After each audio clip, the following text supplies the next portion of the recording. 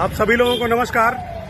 दोस्तों, आज गोरखपुर में हम पूर्वांचल सेना के लोग जिलाधिकारी महोदय को एक ज्ञापन दे रहे हैं। जैसा कि आप सब लोगों को पता होगा कि उत्तर प्रदेश सरकार द्वारा सरकारी नौकरियों में स्थायी नियुक्ति से पहले 5 वर्ष की कठिन संविदा का प्रस्ताव लाया गया है। इस संविदा में हर 6 महीने संविदा पर कार्य करने वाले कर्मचारी की परीक्षा होगी। उसकी कार्य क्षमता, कार्यदक्षता और गुणवत्ता का मूल्यांकन किया जाएगा और 60% से कम अंक पाने पर उसको निकाल दिया जाएगा। अब सोचिए, मुझे ये नहीं समझ में आ रहा है कि वर्तमान मुख्यमंत्री योगी आदित्यनाथ जी किससे सलाह लेते हैं, कहां से सलाह लेते हैं, उनको कहां से ये फार्मूला मिल जाता है। दोस्तों, मैं बता दूं आपको, ठीक इसी तरह का सनकीपन गुजरात सरकार में किया गया था।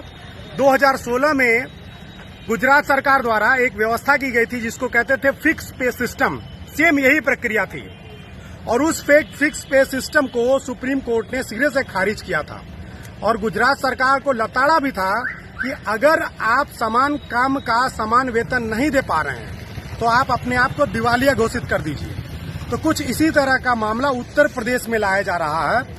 कहा जा रहा है कि इससे राजस्व की बचत होगी, भ्रष्टाचार खत्म होगा और जो सरकारी कर्मचारी हैं उनकी कार्य क्षमता बढ़ेगी। अगर हमारे देश में पैसे की कमी है तो 20,000 करोड़ का नया संसद भवन क्यों बनवाया जा रहा है? मोदी जी की अय्याशी के लिए 8,500 करोड़ का नया प्लेन क्यों खरीदा जा रहा है अगर हमारे देश में पैसे की इतनी कमी है तो? दोस्तों, ये जो सरकारी नौकरियों में स्थायी नियुक्ति से पहले 5 वर्ष का संविदा का प्रक्रिया लाया जा रहा है, ये पूरी तरह से एक नए तरीके से निजीकरण की और बंधुआ मजदूरी लाने की प्रक्रिया है। कहा जा रहा है कि इससे भ्रष्टाचार खत्म होगा।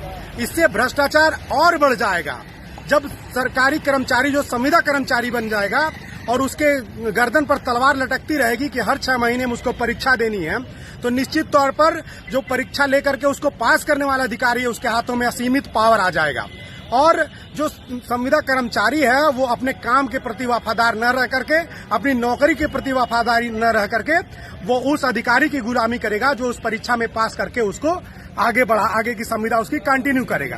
तो इससे भ्रष्टाचार और ज्यादा बढ़ेगा। दूसरी बात, एक सामान्य सा गणित है कि 35 साल तक पीएचडी करने में लग जाता है और उसके बाद आदमी नौकरी पाता है और 5 साल आपकी संविदा में वो देगा तो वो 40 वर्ष का हो जाएगा। 40 वर्ष का होने के बाद 50 साल में आप उसे रिटायर कर दे रहे हैं। उसका जीवन का लक्ष्य क्या रह जाएगा? उसकी जो पढ़ाई लिखाई है उसका क्या मतलब रह जाएगा? आप लोगों ने बच्चे पैदा नहीं किए हैं, आप लोगों के बच्चे भी नहीं हैं, लेकिन भारतीय परिवेश में एक स्थायी नौकरी मिलने के बाद ही, एक रोजगार की व्यवस्था होने के बाद ही लोग शादी विवाह करते हैं और बच्चे पैदा करते हैं। तो मैं पूछना चाहता हूं, ये संविदा पर काम करने वाले नौकरी लेकर के बच्चे पैदा करेंगे, शादी विवाह करेंगे कि नहीं करेंगे? इस बात का जवाब कहीं से कुछ नहीं है। इसमें संविदा कर्मियों की ड्यूटी यहाँ गोरखपुर विश्वविद्यालय में लगी हुई है। उनसे 24 घंटे काम लिया जाता है।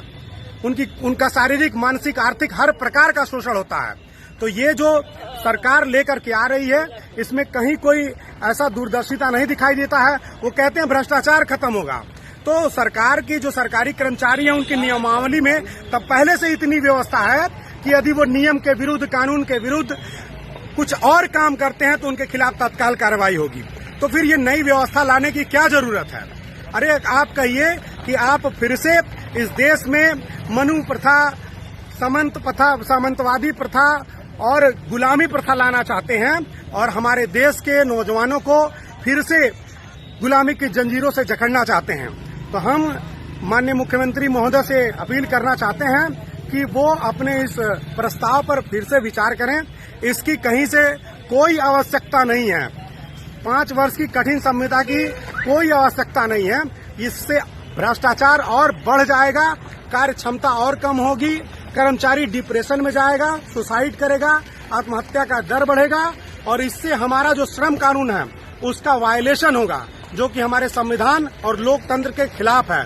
तो मैं आग्रह करता हूं माननीय मुख्यमंत्री जी से कि वो इस प्रस्ताव को रद्द करें, अन्यथा हम लोग जो आक्रोश है लोगों में, जो प्रतियोगी परीक्षाओं की तैयारी करने वाले लोग हैं उनमें जो आक्रोश है वो पनप रहा है, वो एक बड़े जन आंदोलन का रूप लेगा और हम लोग उस आंदोलन को समर्थन करेंगे। आप सभी लोगों को धन्यवाद।